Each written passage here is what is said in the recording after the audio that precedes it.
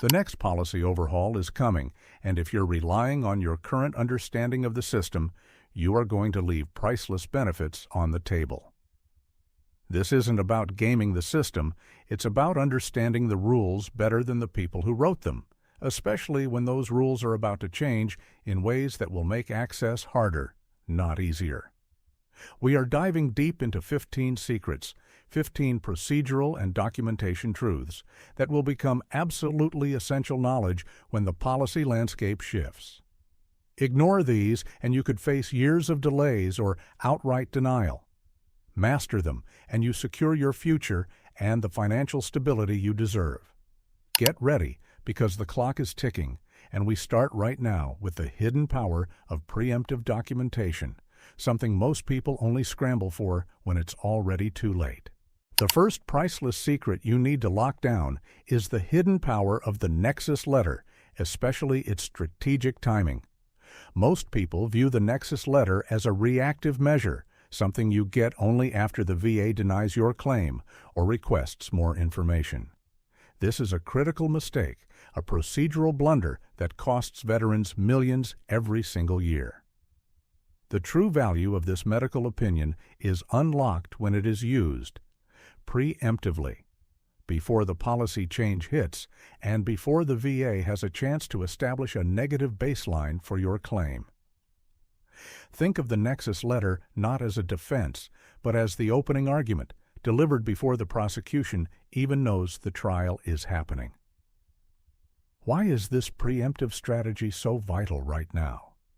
Because future policy changes are almost certainly going to tighten the requirements for medical evidence, increasing the burden of proof on the claim. And by securing a robust, detailed Nexus letter now, you are grandfathering in the quality of your evidence under the current, slightly more permissive standards. This letter must establish a clear, documented link, the nexus, between your current diagnosed condition and an event, injury, or illness that occurred during your service. It's not enough for the doctor to simply agree with you. They must use the specific legal language required by the courts, stating that your condition is at least as likely as not due to your service. This specific phrase is the golden ticket. If the physician deviates using language like might be related or could possibly be, the entire document loses its evidentiary weight, often resulting in an immediate rejection, regardless of the policy environment. Furthermore, the preemptive Nexus letter allows you to control the narrative entirely. When the VA requests a compensation and pension (C&P) exam, the VA examiner often enters the room with a pre-existing bias based on the limited service records provided. But when your comprehensive Nexus letter is already part of the file, authored by an independent medical expert who has reviewed all your history, both service and civilian, it forces the VA examiner to confront high-quality, professional medical evidence immediately. This significantly reduces the chances of a negative or insufficient C&P exam report. You are essentially arming yourself with specialized ammunition before the regulatory battle begins. This is particularly crucial for complex conditions like Gulf War illnesses, exposure claims, or mental health diagnoses, where the connection to service is often nuanced and harder to trace. The policy overhaul is likely to focus heavily on tightening definitions around presumptive conditions, meaning the independent medical evidence of a strong nexus will become the absolute bedrock of a successful claim. Secure this specialized documentation now, and you insulate your claim from future procedural roadblocks. This is the difference between a quick approval and years in the appeals process, a distinction that truly becomes priceless when the regulatory environment shifts against the claimant. It requires an investment, yes, but that investment is the premium you pay for certainty in an increasingly uncertain benefits landscape. Moving swiftly to the second secret, one that involves timing and procedural jujitsu. Understanding and exploiting the intent-to-file loophole to lock in your effective date. This isn't a secret about medical evidence. It's a secret about financial protection. Many people think their benefits start when the VA finally approves their claim, which could be months or even years after they first started gathering documentation. This misunderstanding costs claimants massive amounts of retroactive pay, sometimes exceeding 6 figures. The Intent to File (ITF) form is a simple document, often overlooked, that acts as a financial anchor, locking in the date your benefits will begin. The moment the VA receives your ITF, you have officially notified the government of your intention to seek specific benefits. This single piece of paper starts the clock running. Even if it takes you 364 more days to gather all your medical records, complete the required forms, and submit the final application, your effective date for payment purposes reverts back to the date the ITF was filed. Why is this critical right now, before the policy overhaul? Because policy changes often introduce new forms, new required evidence, or new waiting periods. If the policy shifts and requires 6 months of additional documentation that you didn't anticipate, you risk losing that entire 6 months of back pay if you hadn't filed the ITF first. By filing the ITF today, you buy yourself a full year of protected time to navigate any upcoming regulatory maze without sacrificing a single day of potential compensation. Imagine a scenario where a new policy mandates an additional, specialized medical evaluation for a certain type of claim. Securing that appointment might take months. If you wait until the policy hits to start the process, those months are lost forever. If you filed the ITF months ago, those months are covered. The key to maximizing this secret is being disciplined about the deadline. You have 365 days from the date of the ITF submission to file the complete claim. If you miss that deadline by even a single day, the ITF expires, and you lose the protected effective date entirely, forcing you to start over with a new date. Therefore, the strategy is simple. File the ITF immediately upon deciding to pursue a claim or an increase, even if you are just beginning to collect records.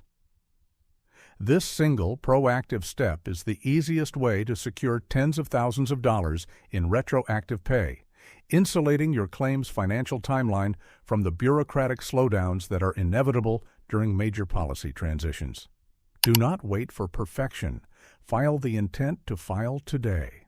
Our third invaluable secret focuses on the policy surrounding ratings themselves, recognizing and strategically navigating the aged rating mechanism. Most claimants assume their disability rating is a fixed number, a single percentage point determined at the time of approval. This is often not the case, especially for conditions that worsen over time or those that require a period of observation. The VA frequently employs staged ratings, which are incremental increases over time, often without the claimant realizing the procedural reason behind the staging. This usually happens when a condition is deemed service-connected, but its severity has not yet stabilized, or when a policy mandates a gradual increase based on the progression of the illness. For instance, a condition might be initially rated at 10% because the initial symptoms are mild, but the VA anticipates a clear progression to 30% within the first year and possibly 50% within 2 years. They will often stage the rating, granting the initial 10% immediately, and then scheduling future reevaluations to adjust the rating upwards automatically, provided the condition progresses as expected. The secret here is twofold.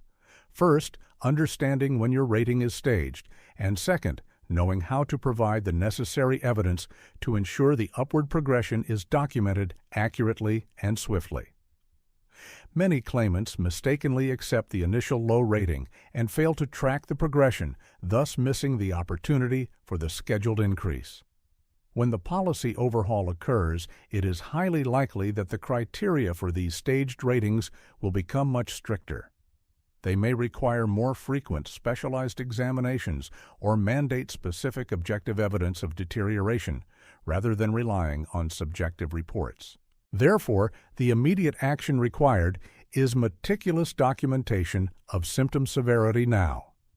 If your condition is degenerative, you must maintain a detailed symptom journal, recording frequency, intensity, and functional impairment. This journal becomes the objective evidence needed to justify the next stage of the rating increase. Furthermore, if you believe your condition warrants a higher rating immediately, you must challenge the initial stage with additional medical evidence, such as a specialist's opinion that indicates the severity is already stable at a higher level, rather than accepting the stage trajectory. This proactive approach prevents the VA from locking you into a lower rating for an extended period. Staged ratings are designed to be conservative. Your job is to use detailed, objective evidence to force the system to recognize the true severity of your condition here. Liar. This strategy is particularly vital in the face of policy changes that seek to standardize and potentially depress initial ratings across the board. Secret number 4 delves into the power of non-medical evidence, specifically the unofficial but immensely weighted buddy letter. In the formal policy landscape, medical records and service treatment records, STRs, reign supreme. But the reality of a successful claim often hinges on lay evidence, testimony from people who were there. Buddy letters, or lay statements, are written testimonies from fellow service members, friends, or family members who witnessed the in-service event, or who can attest to the onset and persistence of symptoms immediately following service. While the policy doesn't explicitly grant them the same weight as a physician's diagnosis, the VA adjudicators frequently rely on these letters to establish two critical elements: the occurrence of the event, especially if STRs are missing, and the continuity of symptoms. This is where the secret lies. The quality and detail of the buddy letter are far more important than the quantity. A weak buddy letter simply says, "Yes, he was hurt." A priceless buddy letter provides specific details. I remember the date, the location, and exactly how the injury occurred. I saw him limping immediately afterward, and he complained about it daily for the next 3 months, until we rotated out. That level of detail transforms anecdotal testimony into credible evidence, especially when policy changes might introduce higher standards for corroborating service events. Future policy shifts may place a greater emphasis on objective third-party verification. By securing these detailed, specific buddy letters now, while memories are still relatively fresh and before policy restricts the acceptance of lay evidence, you fortify the historical foundation of your claim. Crucially, the policy allows family members to write lay statements regarding the continuity of symptoms. If your service treatment records stop shortly after separation, a spouse's detailed statement confirming that the symptoms began immediately upon returning home and have persisted without interruption bridges the gap between service and diagnosis. This continuity is often the missing link that derails claims. The secret is to coach your witnesses. Tell them to be specific, to use dates and locations, and to describe the impact on your daily life, not just the existence of the injury. Collect these letters now, notarized if possible, because once the policy tightens, the scrutiny applied to even the best lay evidence will increase exponentially. This is the human element that bureaucratic policy often overlooks, and it is your most powerful tool for filling evidentiary gaps. The fifth secret is purely tactical, focusing on immediate action after the most critical event in your claim process. Mastering the 48-hour rule for C&P exam preparation and post-exam action. The compensation and pension C&P exam is often the make-or-break moment for a claim. What most claimants miss is that the 48 hours following the exam are almost as important as the exam itself. The secret is knowing that you have a tiny window to counteract potential negative findings or omissions before the examiner's report is finalized and submitted to the rating authority. During the exam, you should take brief, discrete notes, if allowed, or immediately after leaving the facility. Record everything you can remember. What questions were asked? What information did the examiner ignore? Did they perform a physical assessment? Did they interrupt you? Did they misrepresent your symptoms? Within 48 hours, you must draft a detailed memorandum for the record, MFR, outlining your experience.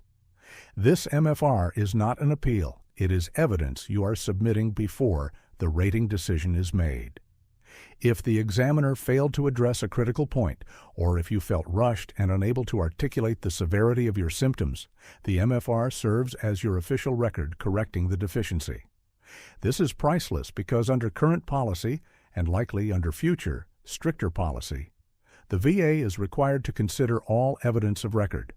By submitting the MFR quickly, you force the rating specialist to compare the examiner's report against your contemporaneous account. If the examiner's report later comes back negative, your MFR provides immediate grounds for challenging the adequacy of the examination, potentially leading to a new C&P exam without the need for a formal appeal. This strategy is critical because policy overhauls often introduce new metrics for C&P exam quality and efficiency, which can inadvertently lead to rushed or insufficient examinations. Your 48-hour window is your opportunity to audit the process in real time. Furthermore, if the examiner requested specific follow-up tests or records, the 48 hours are your deadline to ensure those items are expedited and submitted to the VA system, linking them directly to the pending C&P exam report.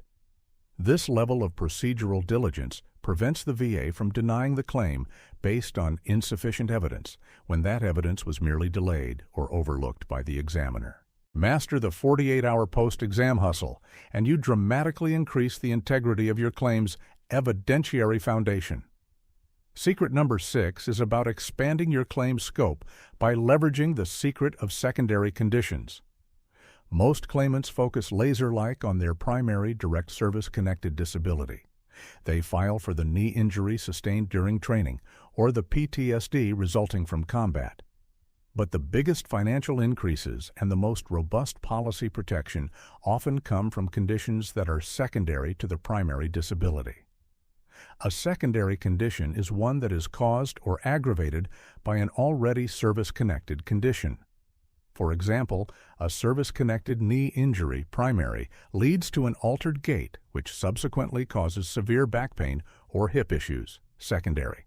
Or service-connected PTSD, primary, leads to chronic insomnia, migraines, or severe gastrointestinal issues, secondary. The secret is that once the primary condition is established, proving service connection for the secondary condition is often significantly easier because the burden of proof shifts. You no longer need to link the secondary condition back to the original service event. You only need to link it to the already approved primary disability. Policy overhauls frequently focus on making the initial direct service connection harder to prove. By expanding your claim now to include all viable secondary conditions, you are hedging against future policy restrictions. If the VA later tightens the definition of what constitutes a primary service connection, your secondary claims, which are linked to an established primary condition, remain much more secure. The crucial step here is documentation. You need a medical opinion that explicitly states the secondary condition is proximately due to or the result of the primary service-connected condition. This is where many claimants fail. They simply list the secondary condition without the required medical nexus linking the two. Future policy changes are expected to demand even stricter medical evidence for secondary claims, potentially requiring specific diagnostic codes or specialized reports. Therefore, identifying and documenting all potential secondary conditions now, from mental health issues arising from chronic pain to cardiovascular issues linked to certain medications taken for a service-connected disability, is a priceless strategy for maximizing your rating and future-proofing your claim against policy tightening. Look beyond the obvious. If you have pain that forces you to change how you walk, that change is causing new problems elsewhere. Claim those new problems now. The 7th secret addresses a nuanced, high-value policy area. Understanding the importance of economic incarceration when pursuing total disability individual unemployability, TDIU. TDIU is a program designed for veterans who are not rated at 100% but whose service-connected disabilities prevent them from maintaining substantially gainful employment. The policy definition of substantially gainful employment is key. Most people focus solely on the medical limitations. The priceless secret, however, lies in proving economic incarceration. The idea that even if you can perform some light work, your disabilities make you unreliable, unproductive, or unstable in a typical work environment, effectively making you unemployable in the competitive labor market. This is critical because future policy is likely to increase scrutiny on the medical criteria for TDIU, focusing on residual functional capacity, RFC. Your counter-strategy must focus on the economic reality. Economic incarceration means demonstrating that you cannot maintain a job due to frequent absences related to your service-connected condition, difficulty interacting with supervisors or coworkers, especially relevant for mental health conditions, or an inability to sustain consistent productivity over time. A veteran might technically be capable of sitting at a desk for 8 hours, but if their migraines or panic attacks force them to miss work 3 days a month, no employer will retain them. This instability, this economic incarceration, is the proof you need. To utilize this secret effectively before policy changes, you must gather detailed vocational evidence, past employer statements explaining why you were fired or forced to quit, linking the termination directly to your service-connected symptoms, detailed reports from vocational experts, and most importantly, statements from failed attempts at employment. The policy does not require you to be completely sedentary. It requires you to be unable to maintain gainful employment. By focusing your evidence on the economic instability caused by your disability rather than just the medical limitations, you create a robust case for TDIU that is much harder for the VA to deny, even when policy shifts tighten the medical definitions. This requires shifting your focus from "I can't lift heavy things" to "my unpredictable symptoms prevent me from holding down a job consistently."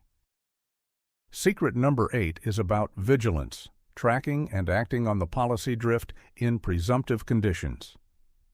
Presumptive conditions are diseases or injuries that the VA automatically assumes are service-connected if they manifest within a specific time frame after service or exposure to certain environments, like Agent Orange, contaminated water, or burn pits. The policy regarding presumptive conditions is constantly shifting, often due to new legislation or scientific studies. The secret is that you must not wait for the VA to officially announce or implement a new presumptive policy. You must track the policy drift in real time and file your claim immediately based on the anticipation of the change. Why? Because when a major new presumptive category is established, like the PACT Act, the VA is immediately flooded with millions of claims. This massive influx leads to processing backlogs, delays, and often procedural errors as the system struggles to adapt. By tracking congressional hearings, proposed legislation, and scientific publications, the indicators of policy drift, and filing your claim before the official implementation date, you position yourself at the front of the queue. If you file now and the policy later confirms your condition as presumptive, your claim is already in the system, and your effective date is locked in. If you wait until the policy is officially announced, you join the end of a very long line, potentially losing months or years of back pay due to bureaucratic overload. This strategy requires being proactive about research. Understand which exposures you had, e.g., specific locations for toxic exposure, and what scientific research is currently linking those exposures to specific conditions. Even if the VA policy doesn't cover your condition today, if the policy drift suggests it will tomorrow, filing now is the strategic move. Furthermore, when the policy changes, the VA often provides specific guidance on how to easily convert a previously denied claim into an approved one under the new presumptive rules. If your claim is already pending or has been denied, you can leverage the new policy immediately. This secret is about exploiting the lag time between political recognition and bureaucratic implementation, ensuring you are first in line for benefits that are almost guaranteed to be expanded. Our ninth secret is a procedural masterpiece, mastering the power of the HLR, higher-level review strategy, to identify clear error. When a claim is denied, most people immediately jump to a new claim or a supplemental claim, trying to introduce new evidence. This is often a mistake and a waste of time. The priceless secret is understanding that the higher-level review, HLR, is designed specifically to challenge an error in the initial decision-making process, based on the evidence that was already submitted. An HLR is not for new evidence. It is for arguing that the VA rater made a mistake in applying the law or policy to the facts of your case. This is a faster track than the Board of Veterans' Appeals, BVA, and often more effective than a supplemental claim. The strategic advantage of the HLR is that it forces a senior rater to conduct a de novo, fresh review of the entire file. You are looking for clear policy errors, such as the rater overlooking a critical piece of medical evidence, misapplying the rating schedule, or failing to obtain a necessary C&P exam. When the policy overhaul occurs, new rating schedules and complex interpretation guides will be introduced. This complexity guarantees that rating specialists will make more errors during the transition period. By mastering the HLR strategy, you position yourself to quickly identify and challenge these inevitable policy application errors. Your argument in the HLR must be specific. The rater failed to apply 38 CFR specific regulation regarding the severity of mental health symptoms, specifically ignoring the evidence provided in Dr. Smith's report, dated date. You are not arguing the facts, you are arguing the law and the procedure. If the HLR rater agrees that an error was made, they issue a duty to assist error or a difference of opinion, which often results in the claim being sent back for correction, sometimes leading to an immediate grant of benefits without a lengthy AP. Utilizing the HLR correctly is the fastest way to correct procedural flaws that are guaranteed to proliferate when the VA system is stressed by new complex policy directives. Secret number 10 addresses the crucial gap in evidence, understanding the unspoken value of the private medical opinion, PMO, to counter VA examiners. While the VA is supposed to give equal weight to all evidence, the reality is that VA C&P examiners' reports often carry disproportionate weight, especially if they are negative. When a policy overhaul occurs, the VA often issues internal guidance to C&P examiners, sometimes leading to standardized, restrictive, or overly generalized reports that fail to capture the complexity of a veteran's condition. The priceless secret is realizing that a high-quality private medical opinion, PMO, is the single most effective tool for neutralizing a negative C&P exam report. A PMO is not just a letter from your doctor. It is a specialized forensic report prepared by a physician who is familiar with VA rating criteria and policy. It must explicitly review the C&P examiner's report, identify its flaws, and provide a counter-argument using the same legal and policy language required by the VA. For instance, if the C&P examiner states your condition is not service-connected, the PMO must state the opposite, providing detailed medical rationale and citing specific evidence, like STRs or lay statements, that the C&P examiner overlooked. The key is that the PMO must be more probative than the VA examiner's report. It must demonstrate that the private physician had access to more comprehensive records, spent more time with the patient, or applied a more appropriate diagnostic test. Policy changes often lead to a backlog of C&P exams, resulting in rushed appointments. Your PMO, secured now, acts as a detailed, unhurried, expert analysis that will stand up to any future policy scrutiny. Furthermore, if you are appealing a denial to the Board of Veterans' Appeals, a strong PMO is often the decisive piece of evidence. The investment in a high-quality PMO is essentially an insurance policy against the procedural biases and time constraints inherent in the VA system, a policy that becomes exponentially more valuable when the rules of evidence are being rewritten.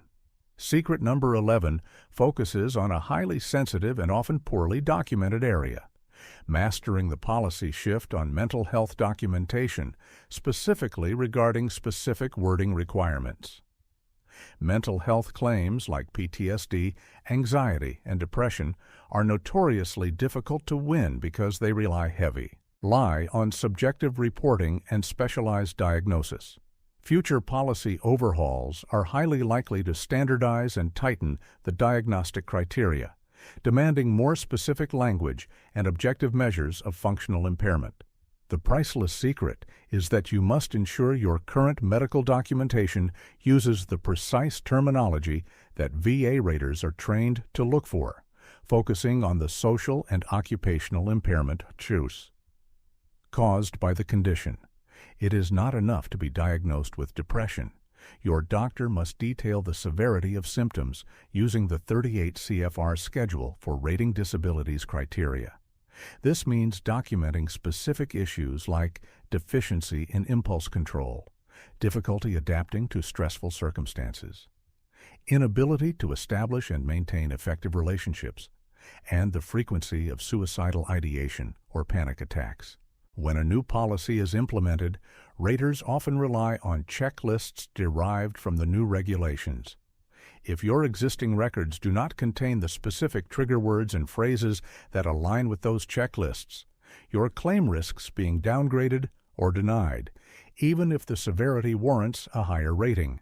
Therefore, your action plan is to work with your mental health provider now to review your current documentation. Ensure that every session note and every diagnostic summary explicitly links your symptoms to the specific functional impairments listed in the rating schedule. This is often overlooked because civilian doctors may use generalized language. You need specialized language. By proactively updating your medical file with this precise, policy-aligned documentation, you insulate your mental health rating from the inevitable tightening of policy definitions and the increased scrutiny that will accompany the next policy shift. Secret number 12 addresses a critical non-disability benefit: maximizing aid and attendance (A&A) benefits by unlocking caretaker funds. A&A is an often overlooked policy provision that provides additional monetary allowance for veterans or their surviving spouses who require the aid of another person to perform daily activities, ADLs, or who are largely confined to their home. The secret is that most people only consider A&A when the veteran is completely incapacitated. The policy, however, allows for A&A eligibility based on a much broader set of criteria, including needing help with things like managing medications, adjusting prosthetic devices, or needing supervision due to cognitive issues like dementia or severe PTSD that impairs judgment. When policy overhauls occur, means testing and eligibility requirements for non-disability benefits like A&A often become significantly stricter. Securing this benefit now, under current, potentially broader criteria, is essential. The key to maximizing A&A is detailed documentation of the need for assistance, even if that assistance is only supervisory. You must document every instance where the veteran requires help with bathing, dressing, feeding, or protecting themselves from the hazards of their environment. This requires a detailed physician statement confirming the medical need for aid. Furthermore, the financial aspect is crucial. The A&A allowance can be used to pay for in-home care, nursing home costs, or assisted living facilities.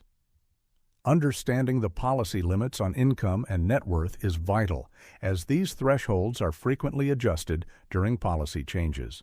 By structuring your finances and documenting the medical need now, you ensure access to these critical caretaker funds, which can dramatically improve quality of life and offset catastrophic long-term care costs. This benefit is a lifeline, and its access will become significantly more restrictive as policy attempts to conserve resources. Secret number 13 is purely procedural but highly valuable. Mastering the art of the effective policy appeal timeline to avoid procedural default. When a denial or an unfavorable decision is received, the VA system provides multiple appeal lanes, supplemental claim, HLR, BVA. Each lane has strict, non-negotiable deadlines. The priceless secret is knowing exactly which lane to choose and when, based on the impending policy changes, to ensure you never fall victim to procedural default, the failure to meet a deadline, which permanently closes that AEI venue of appeal. Policy overhauls often introduce new forms or slightly alter the definition of new and relevant evidence, which can confuse claimants and lead them to file in the wrong lane, inadvertently wasting precious time. The strategy is this. If you believe the VA made a clear error based on the evidence they already had, file an HLR immediately, usually within 1 year.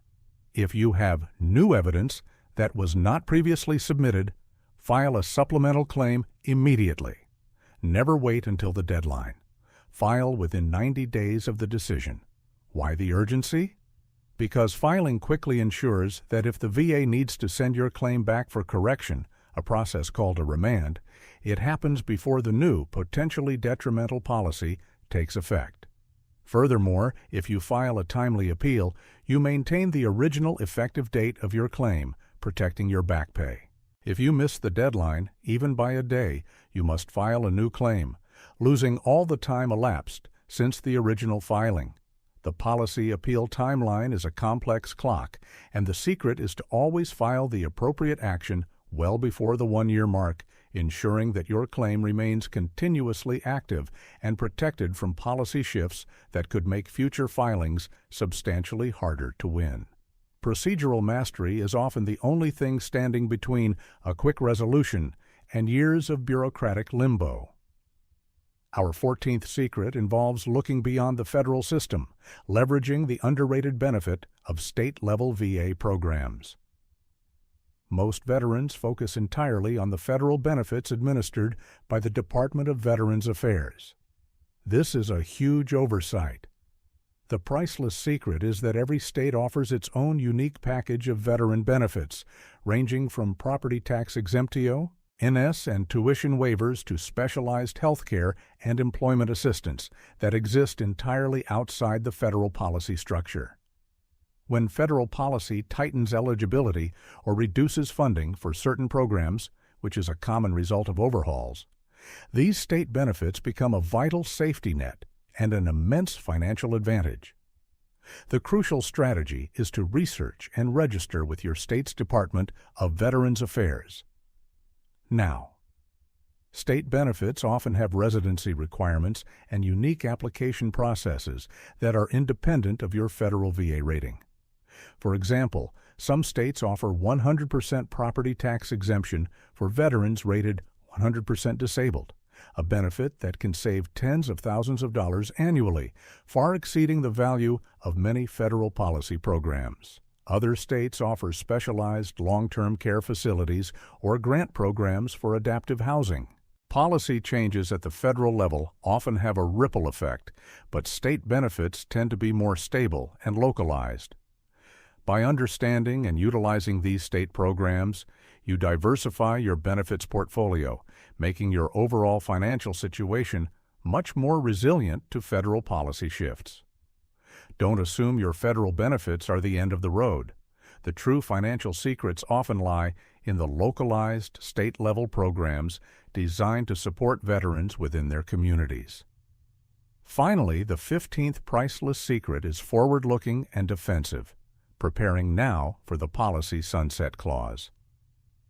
Many benefits and presumptive conditions introduced in recent years, especially those related to toxic exposure, are often tied to specific legislation that includes a sunset clause, a provision stating that the program or benefit will automatically expire or be reviewed for termination of and after a set period.